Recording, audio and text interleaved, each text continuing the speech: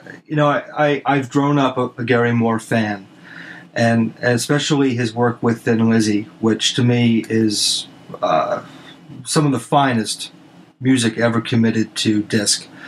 Yeah, a good combination, Phil Lynott and Gary. Absolutely, and it's as a music fan, I was born in '77, so I kind of missed the boat the first time around, and listening to it now, it's like, I sat down with my wife and I said, half of the Black Rose lineup is gone now. Thankfully, we have the music, and I've read plenty of books over the years, and I've done my own research on Thin Lizzy for some things I'm working on.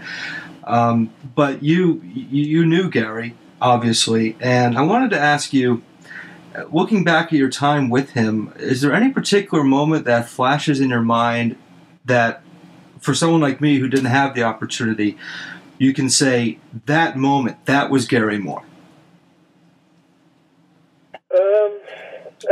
There are many. There are, certainly, even if I narrowed it down to a short list, there'd be several. But,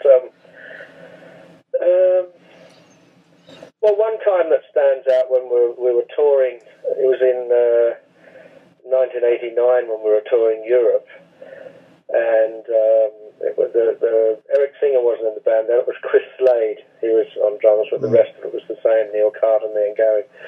And Gary and I used to sort of mess about in the tune-up room some nights before a gig and just sort of play a bit of blues or a bit of on-the-spot stuff that we'd mess about with. And this night was in Germany, and we'd been messing about with bits of songs from the John Mayall and the Blues Breakers album with Eric Clapton on it, just playing bits and pieces of that, and little bits of Albert King and things like that, And I said to Gary, why don't we do a blues album? And then after that, he began to think more seriously about it. Until eventually, it came to fruition, and I think at first it was meant to be just a side project because Neil Carter didn't play on it at all, Chris Slade didn't play on it at all. I did some of the tracks, but Andy Pyle did others, and other people played on it, and he even got Albert King to play on it. And I think he thought it was going to be just like a side project thing, or maybe a part of the contractual obligation to the record company, where he could say, well, here's another album for you, I owe you one less now, sort of thing, But I remember when it was completed, I remember saying to Gary, you watch, this album will go, and this will be the biggest thing you ever did. And, that sums up that sort of, the situation where it was the transitional period from rock and the slightly Irish Thin Lizzy flavoured rock going into the blues. And I remember liaising with Gary on the phone, sending him tapes of songs for suggestions of songs to do. One of them was Oh Pretty Woman by Albert King, and he actually got Albert King to play on it. But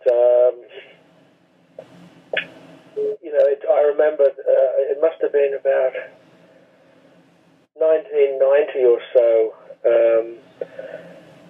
that I got a call from Gary on New Year's Eve, and that was when his album was out, and he said, well, you were right. He said, I just want to say Happy New Year and tell you were right. He said, the album sold 3 million already and it's still selling. So I was really pleased for him, because I thought, the Gary Moore talent and the Gary Moore, the recognition of that talent, it hadn't come to its peak, and I think that is what really put him on the map, and I was very pleased for him.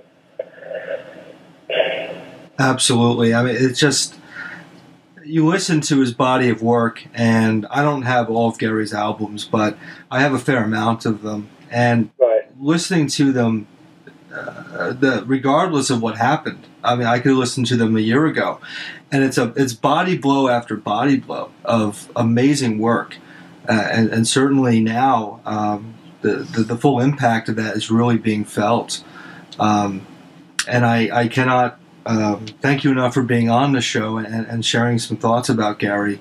Well, it's a pleasure for me to honour Gary, because I I feel honoured to have worked with him. Obviously we got on very well together, and he probably felt happy to work with me. Otherwise, we wouldn't have done it. But Sure. It's very sad that he's gone, and it's a nice opportunity for me to be on the show and recognise him and acknowledge him and honour him. Because he certainly deserves it. Absolutely, I cannot agree more. This episode will certainly, with this, we'll let the music do the talking for most of it, because there's just so much to put in here. And I wanted to close by asking you, Bob, of the studio work you did with Gary, may I ask you to choose a song for us to play in tribute?